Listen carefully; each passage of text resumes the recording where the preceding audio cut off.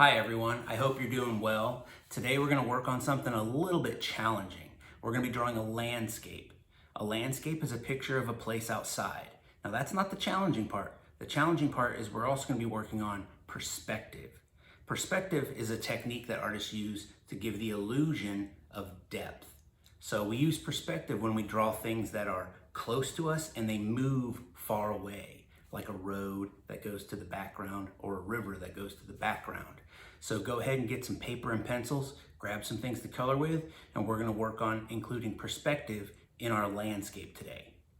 Let's draw a landscape using 1-point perspective. The first thing I'm gonna put in here is the horizon line. The horizon line represents the farthest away that I can see. So once I want anything beyond the horizon line is just too far for me to see. On the horizon line, we're going to put the vanishing point. Now, the vanishing point is where all the edges of things converge and disappear as well. So if I was drawing a road, it's going to start wide and then it's going to get thinner and thinner until it hits the vanishing point, and that's the end. We can't see any more beyond that. So to draw our road, we're going to put our ruler on the vanishing point and then anywhere on the bottom of the paper where we want the road to end.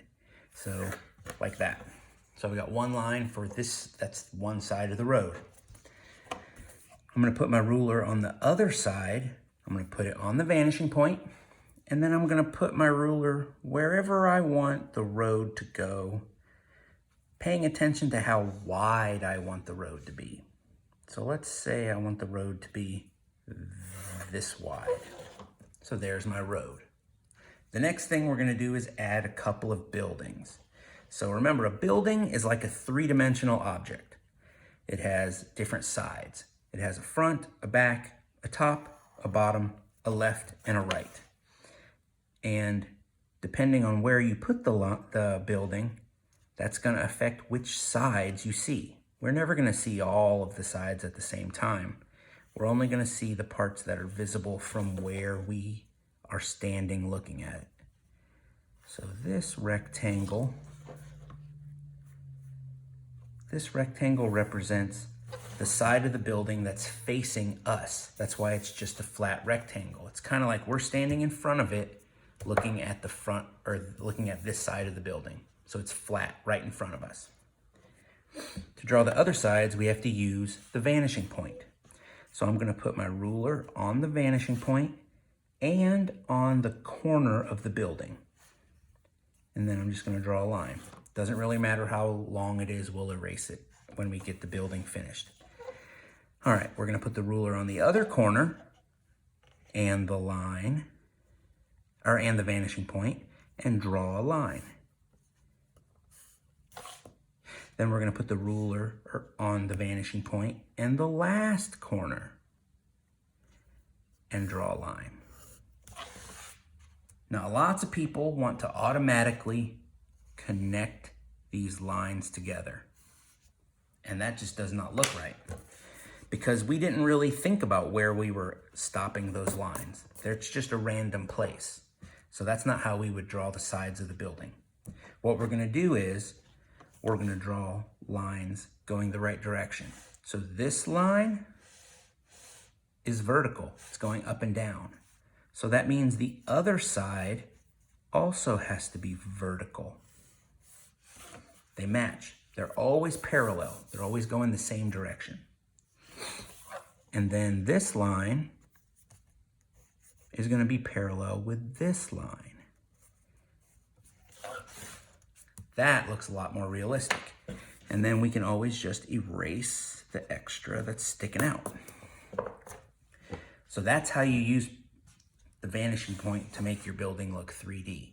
It's really important to make sure that this line always matches this one, and this line matches this one. These two are horizontal, these two are vertical. That's what makes it look three-dimensional. Now on the other side of the street, we're gonna draw a different building. We're gonna make one that's a little bit shorter and wider. So let's make it a little bit wider, but this time it's gonna be a short building.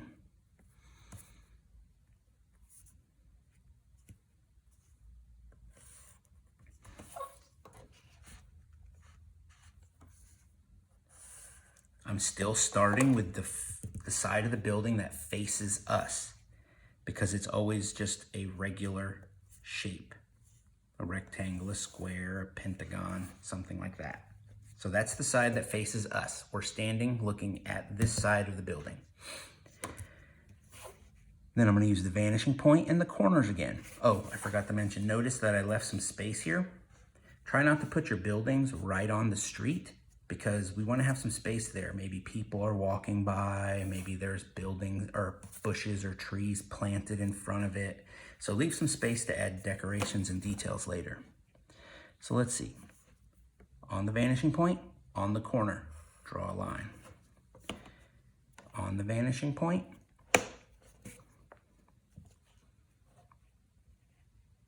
on the vanishing point and on the corner, draw a line. On the vanishing point and on the corner, and we draw a line. And the same as last time, if this line is vertical, then this line has to be vertical. And if this line is horizontal,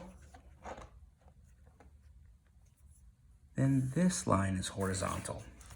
And that makes this building look more three-dimensional. It looks realistic. We're gonna erase the edges. And there we go. And as you can see, both of these buildings use the same vanishing point. So they kind of support each other to make the whole picture look more realistic. The more buildings you add, the more pieces that'll be working together to make it look realistic. Also notice that since this building's on the other side of the vanishing point, we see the opposite side of the building. So on this building, we see the right side because the vanishing point is right there.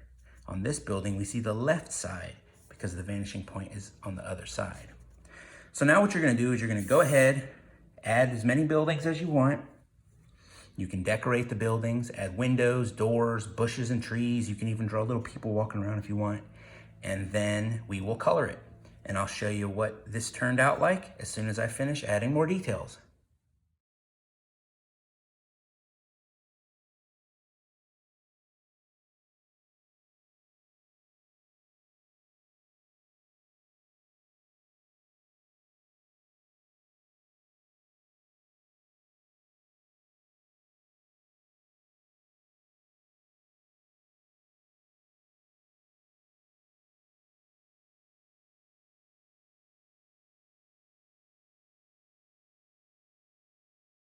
So here you see I just kept adding buildings and more buildings and more buildings until the entire paper was full. One of my goals was to keep adding buildings until the entire horizon line was covered. So I can erase that now and the buildings fill the entire paper. So now the next thing I'm gonna do is I'm gonna go ahead and outline them in black before I start coloring them.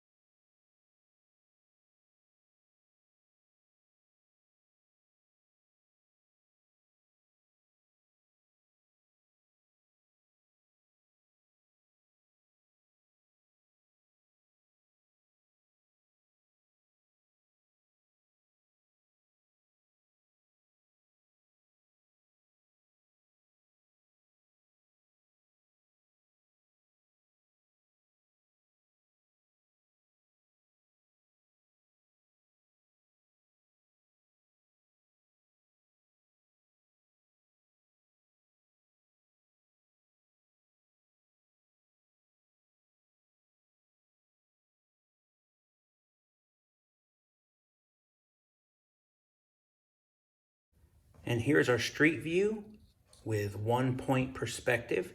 So you can see that every face that is pointing towards us is a flat shape, and all of the faces or sides that are going away from us are pointing towards the vanishing point at the very back. So all of these lines go to the vanishing point. Every edge that is going away from us heads back to that vanishing point. And like I said, the more buildings you add, the more they cooperate to create the impression of 3D space. And I also went ahead and added some shading to the buildings to make them look more three-dimensional also. So the way I did that was I picked a side and made that the darkest. So since I figured the light's coming from the sky back here, that the front sides would be the dark side of every building. So every building you see, the front is the darkest.